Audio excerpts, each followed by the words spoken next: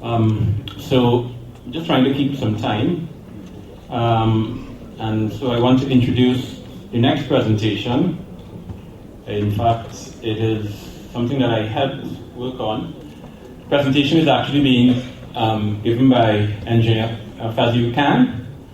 Fazir is the managing director of Alpha Engineering and Design Limited, 2012 Limited, a registered professional consulting engineering and project management firm operating out of Port of Spain. He has over 20 years of experience as a practicing professional civil engineer and project manager. In his earlier career, Engineer Khan worked with Petrotrin, and he worked on various projects within the Caribbean as a civil engineer with Trinidad Contractors Limited. He graduated from UE with a bachelor's in civil engineering, and he has a diploma in management from Henley University, and he has completed training in flood control measures with UNESCO IHE, and is a certified modeler, my heart, for detention pond systems, urban stormwater management, hydrologic modeling, and sustainable solutions for large sites. His presentation is called Impact Flooding at Princess Elizabeth Center and Mitigation Measures Implemented, a case study concerned with a particular flood happening in 2011 in the Maraval catchment.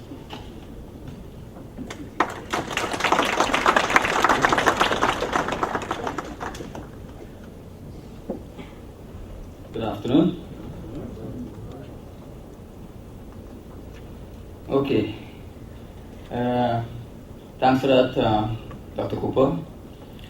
I can't rely on the director, so Dr. Cooper will answer any hard questions after I run through the presentation.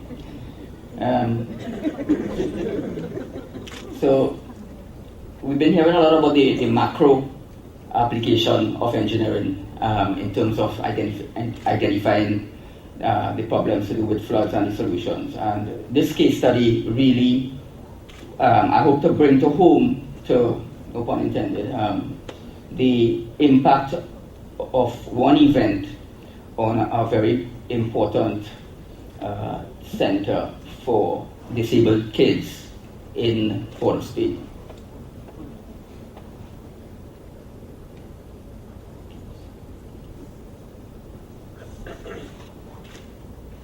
I will outline the presentation by looking at the rainstorm event. Then we will look in detail at the impact that the flood had. And then we will be engineers and try to identify the problem that caused the impact at the particular facility. And as engineers do, we will look at alternative solutions. And then we identified and implemented measures to address the flooding at the particular facility in terms of mitigation and alleviation. And we will go to the next step, which we need to do more of in Trinidad, which is to monitor and evaluate what we have done and what we will continue to do in the ever-changing environment. Now, this is an APET, I call it an APET team, but the project, we could define the client as the board of the Princess Elizabeth home, and Professor Clement brought the problem home to APET. At that time, Dr. Ray Fulham was the president, and he acted as the facilitator of the project. And we deemed it a philanthropic project. APET takes on one or two philanthropic projects during every term, and this is the way we give back to society.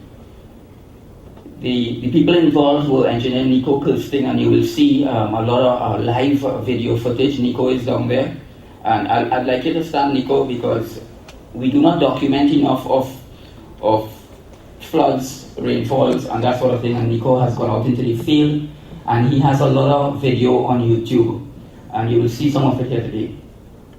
Engineer William Aguilar, I'm not sure that he's here, but he was involved as well in the implementation works. Dr. Cooper, as you heard, and yours truly.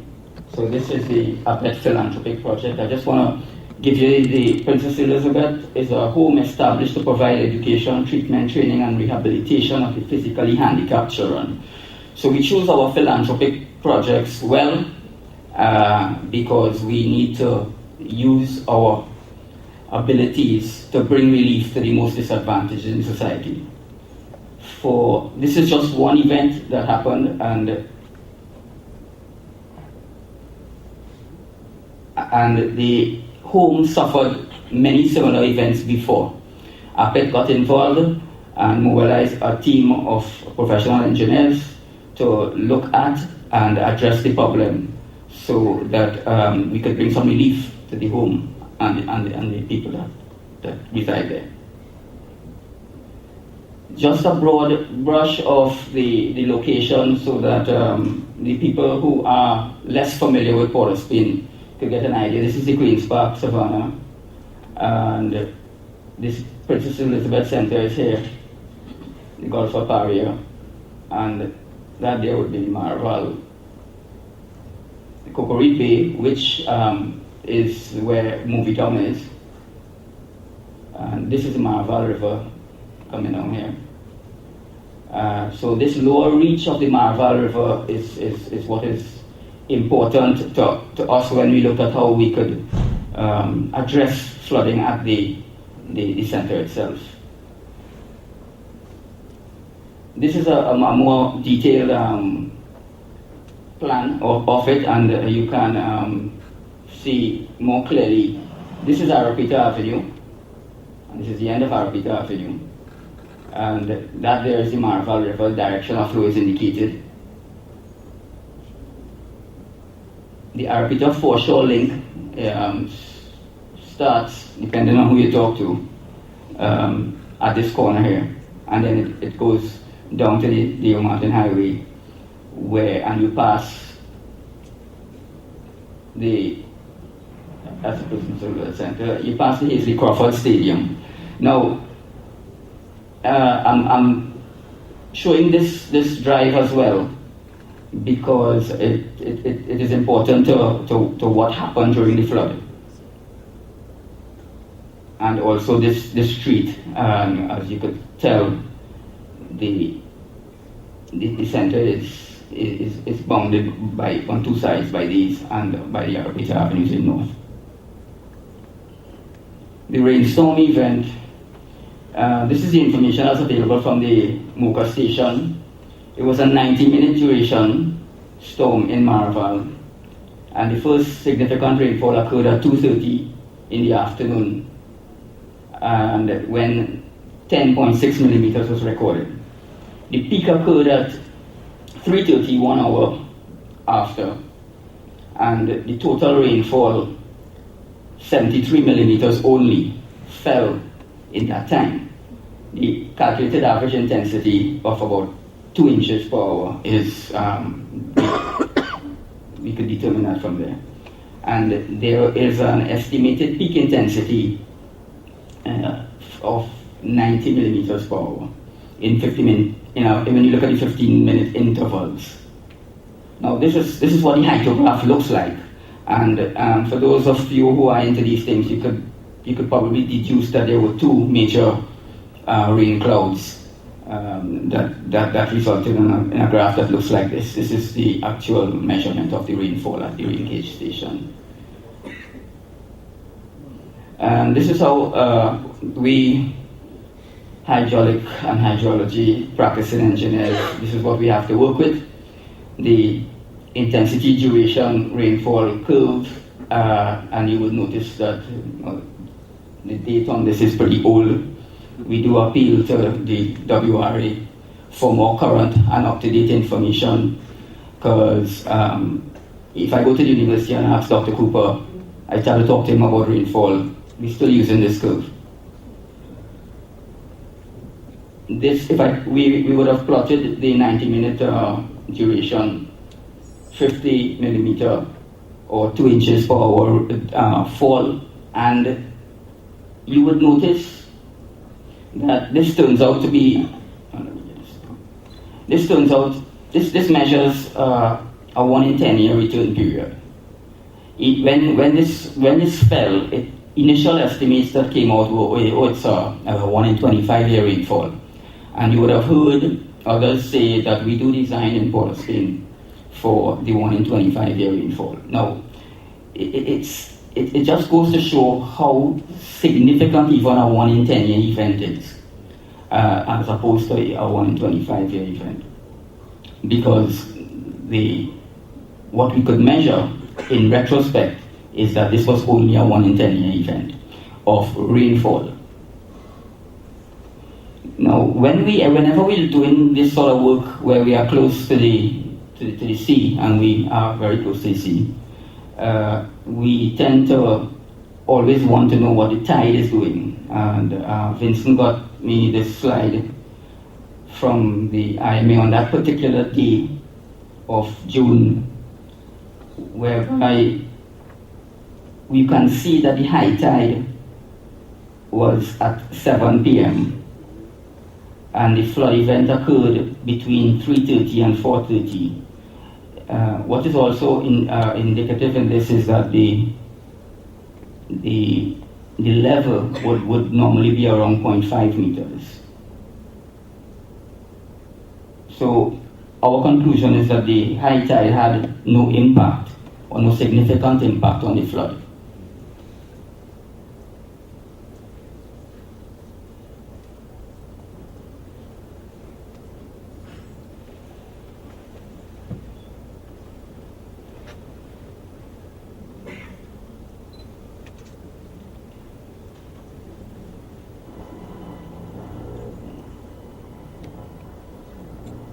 Technical difficulties.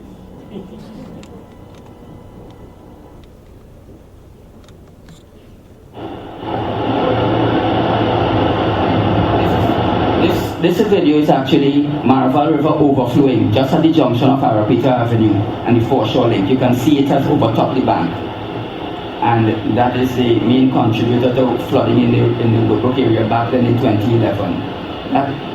That car you see in there is confined to just a small piece of the lane, and this is the Eagle Martin Highway in the background. Again, I'd just like to point out again that Nico shot this video, and he also documented the details. So on June the 4th, 2011, at 3:54 p.m., this is what was going on. And those of you who are aware are appreciative of the volume of flow that will be going down this river.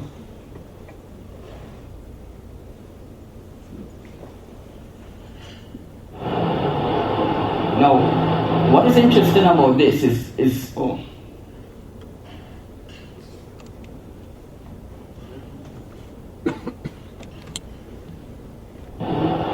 what is interesting about this shot here that Nico took is that this river is flowing, this drain is flowing backwards. This is an outfall drain. Water is falling in at a tremendous velocity, and it's a pretty large drain. It's over 1 meter wide, and it's about 2 meters deep at that point. And this is typical of the problems that we would have where you have a backflow and then even a backwater effect based on the height of the flood. Those are the towers in the background, and that is the foreshore, and this is the Maraval River.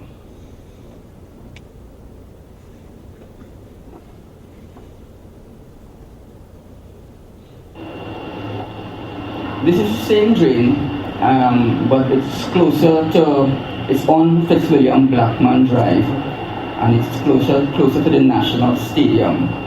And again, you can see that water, that flow direction is the wrong way.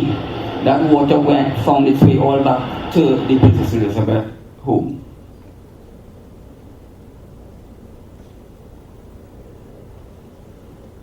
Final video.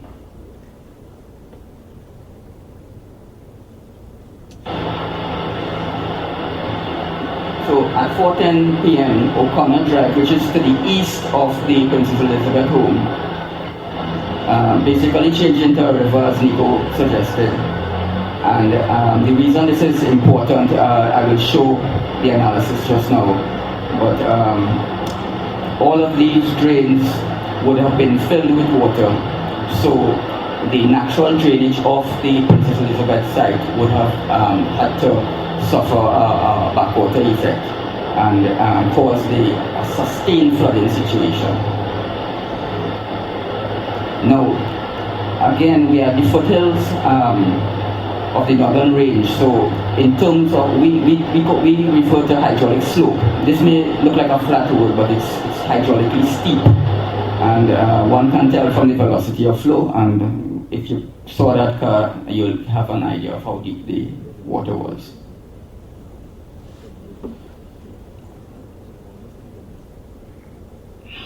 The impact on Princess Elizabeth home. This is a shot, again, for people who drive past Port of Spain a lot, we would recognize this immediately as the entrance to the Princess Elizabeth Center.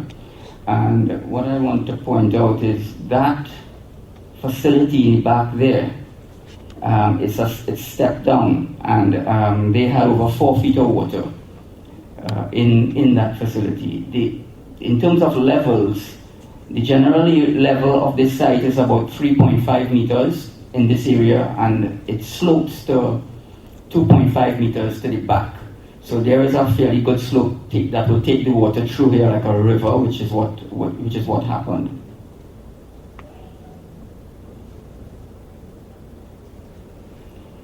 Now, I like this slide because this is the aftermath of the press and the kind of reports that would have come out to report the damage. The important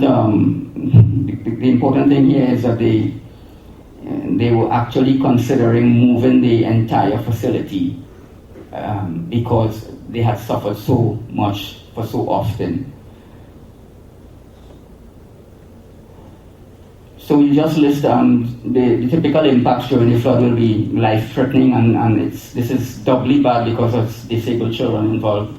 The stress impact on everyone at the facility, not to talk about the non-functioning operations and the rescue and temporary relocation of the kids. The ODPM was involved, and that was in the previous slide.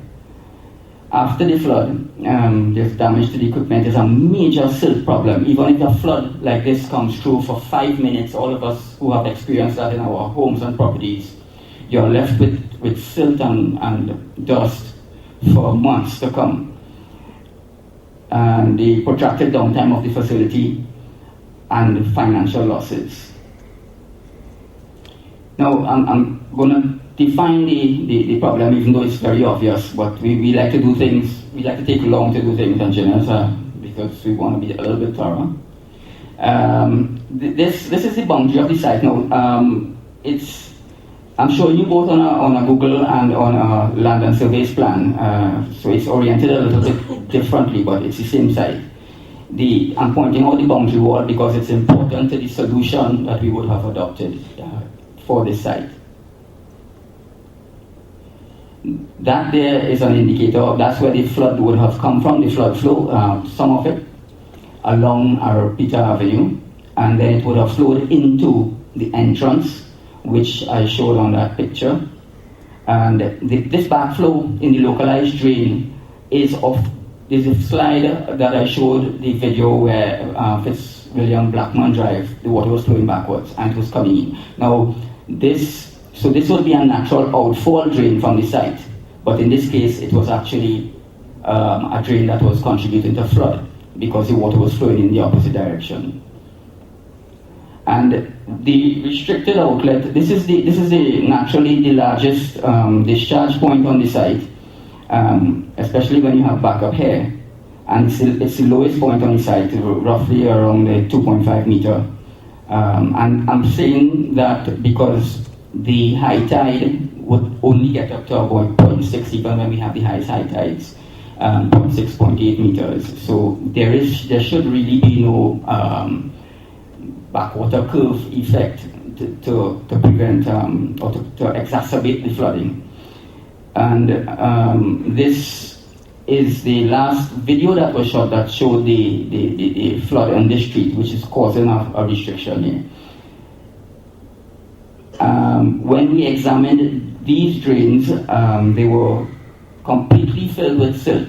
These drains were more than 2 feet deep, some of them it's 3 feet in some areas, and we had about 6 inches from the underside of the sidewalk. But we don't see it, we don't clean it, and until we get a flood, then we deal with it.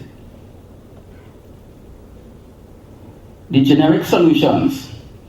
Well, the presenters that went before me addressed this in its entirety, I would think. It's the responsibility of the state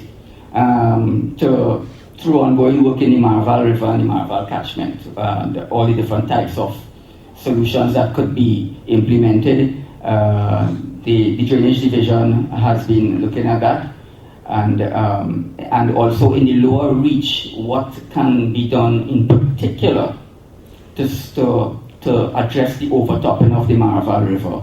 Because the problem with this is these are long-term solutions, and it's protracted in terms of getting them implemented. So measures can be taken in the meanwhile to alleviate situations in areas by structural solutions. And what we looked at is, as engineers, we can throw our hands up in the air, especially when we're trying to solve a very specific problem. How can we protect the Princess Elizabeth Center by site? And generic solution to that would be isolating the site from the storm, from the flood water inflows. And if you take it, it's the responsibility of the individual to mitigate, but it's all short term. Now, so to just expand quickly the macro solutions, this study is being commissioned by the Drainage Division in the upstream catchment. If they could succeed in holding back the water, reducing the time of concentration, all of these would result in lower floods in terms of flood depth and impact on the Woodbrook area. Dredging of the lower reach of the Maraval River to prevent the backwater effect on downstream areas by Drainage Division. Now, this was actually carried out, and I'll show you in a graphic and explain it a little more and the rationale behind it. Installing floodgates on that drain that was flowing backwards, the outfall drain that became an infall drain. I'm coining a word there, excuse me, David. A simple solution would be floodgates that basically close when the hydraulic pressure from the main river is higher than the other side, and it's simple static hydraulics, and that is a typical solution as well. And desilting, of course, all the outfall drains, and this has been a program that has been going on in the Drainage Division, and the Port of Spain City Corporation has been actively involved as well over the last couple of years.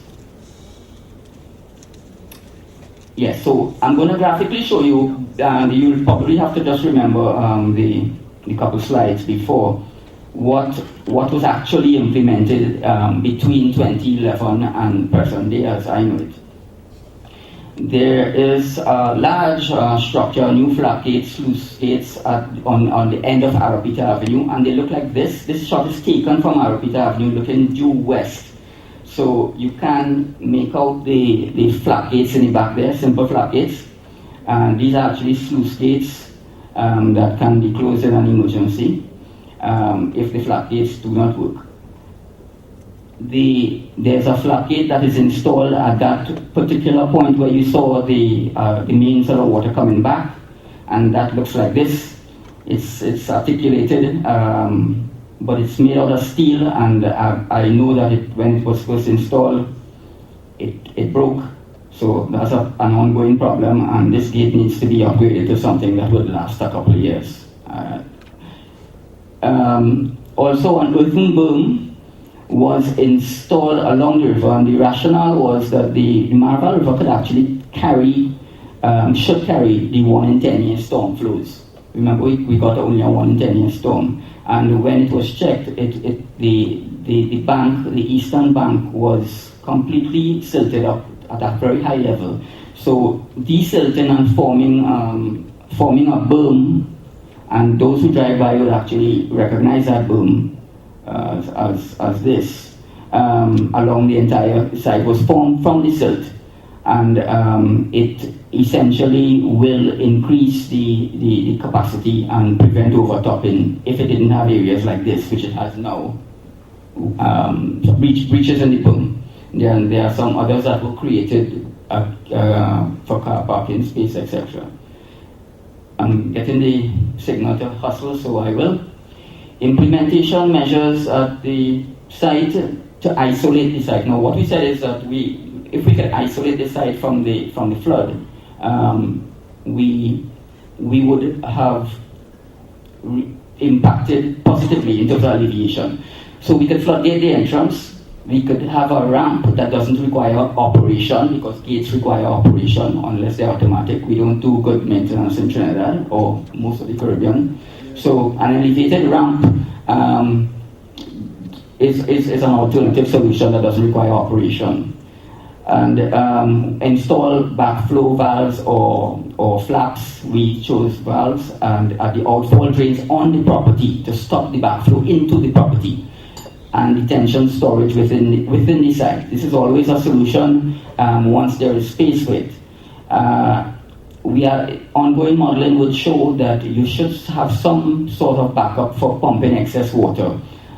If we do enough modeling, we could define what levels of flood we will tolerate. We mitigate against floods. We can never stop flooding.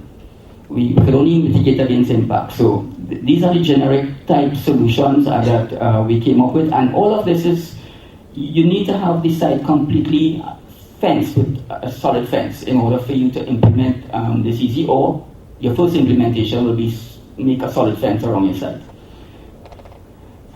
The graphic of the implementation, this is a gate that was installed. It's sealed, and it did work to prevent the very next flood that happened. The guy was actually waking, and I understand from the guy at the Prince Elizabeth home that it was closed. And then we installed the ramp that you have to now drive over. It's ADA compliant, and there's a wheelchair access on the other side, and all the equipment could go in and out pretty easily. And that was built in 2012. We did install valves, simple valves that look like this. This is a 6-inch one, and if installed properly at the outlets of the outfalls, and when I say outfall, in this case I refer to the outfall from the site to the state drainage. It prevents, there's a flap there that closes, and this is a simple solution, and it prevents flow into your site. Detention area, Vincent and I identified a large grass area that we believe that we could probably curb wall to about 8 inches, allow 8 inches of water to be retained, and that will decrease the outflow from the site. In terms of peak flow, there will be an attenuation of the peak flow when we consider the rainfall on the enclosed site. And of course, the solution, the two in yellow were not implemented. The others were all implemented, as well as the desilting of the outfall drain that was done by the state. The analysis for the future work, this is a simple analysis. Everybody that does this kind of work will normally model the inflows from using the typical the 25-year storm or the 10-year storm, and we will calculate the attenuation. The difference between the peak on this curve and this curve is what we refer to as the attenuation, and it's how detention ponds work as opposed to retention ponds. Detention ponds detain the flow by reducing the peak flow, so via the use of a constricted outlet. So we model these things, and we could predict what will happen in some way. The flood pumping, similarly, this here, a lot of calculations, but this is the output. You have your peak flow coming in, we could set a maximum, but in this case, we wanted the water in this area to not exceed 8 inches, and this was modeled so we would know what we have to pump at, and it turns out to be a pretty big pump for a 25-year storm. I could tell you the analyses were done. For the 10-year storm, it showed no pumping is required. Now, this is all under the assumption that the site is completely locked off. Vincent and I are still trying to determine what would be the lag between the peak flood coming from the Marval catchment outside versus our peak here, because the time of concentrations will be different, so that we could model this differently and allow the floodgates to open. We could do a lot of calculations, but we also have plans for doing some physical testing on the site. And that gets me to here. Now, monitoring and evaluation. Very quickly, the floodgates were effective in preventing the ingress of water during a similar flood event on September 11th, 2012. And we were glad for that.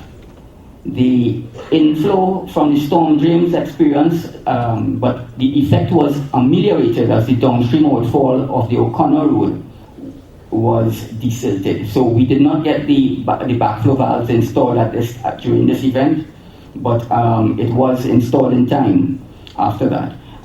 But because the downstream end was desilted, they did not suffer major rise in any flood water. And that's what I just said. We will continue to work as a team on this philanthropic project and try to get the university more involved and install some rain gauges on the site to allow calibration of an internal catchment with respect to rainfall and runoff. If we have enough data, we could plot rainfall against runoff and to verify the calculations that we have for time of concentration and all those other things, and keep fine-tuning this. We will monitor the performance of the flood mitigation measures during flooding and correlate the flood depths with the recurrence intervals. And again, as engineers, we need this kind of information, and we need to have the will to collect the data. And through the engineering program at the university and the free labor that we could get, if Vincent could organize, we really should get better at this sort of thing. So, in conclusion, I wanted to bring good news to you, that we don't have to throw our hands up in the air. We can solve our flooding problems. There are solutions. It does take some time, and the alleviation has been achieved at the Princess Elizabeth Center through efforts both by the state, in this case through the macro solutions, and the private endeavor via implementation of typical mitigation measures, both at the site and in the upstream and adjacent catchment. Thank you. Thank you, Engineer Kang. Just have time for one question. We're trying to catch up. Is there a good question we can take? Yes. Very quickly, with respect to solutions, is there any kind of coordination with the Ministry of Health or Temperature Control regards dealing with this seasonal problem and post flooding, like cholera?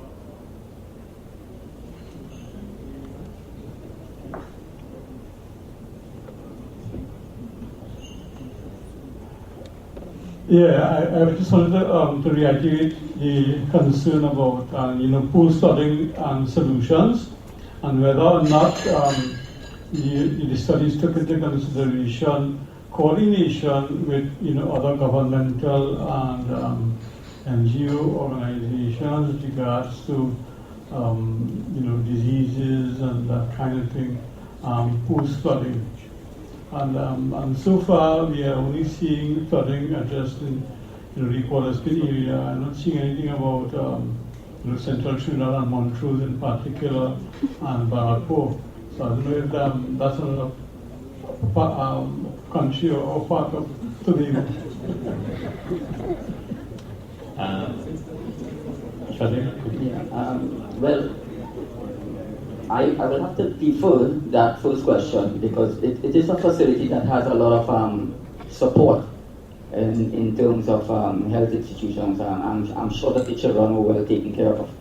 Now, in terms of the different types of flooding, people in Trinidad will say that was a flash flood because of the topography and of the land. We would get a rainfall and then we will get a very short time of concentration and we will experience the flood and it'll go away. Generally, as I said, the site is sloped so that you do get very quick drain off. People sometimes wonder what happened here in 5 minutes. When we look at models for the central range, you're in a whole different ballgame. Everything is slower. The tidal impact is very much something that you have to cater for. And I think you might be aware that when the Caroni overtops and there is a flood, their time of concentration is something like 12 hours. Correct me if I'm wrong. And then the flood lasts for days. And that is because of the tidal impact and the low hydraulic slope for it to drain off. So I would be willing to work on to help the right type of institution to solve the flooding problems together with Vincent and others. But I know that in a generic way, the ministry is looking at all of these things through the programs that they are implementing. I think the drainage division presentation would have covered various catchments across the country, which included the Caroni, and the issues that you are raising will in fact be included in these studies and eventual construction. Okay.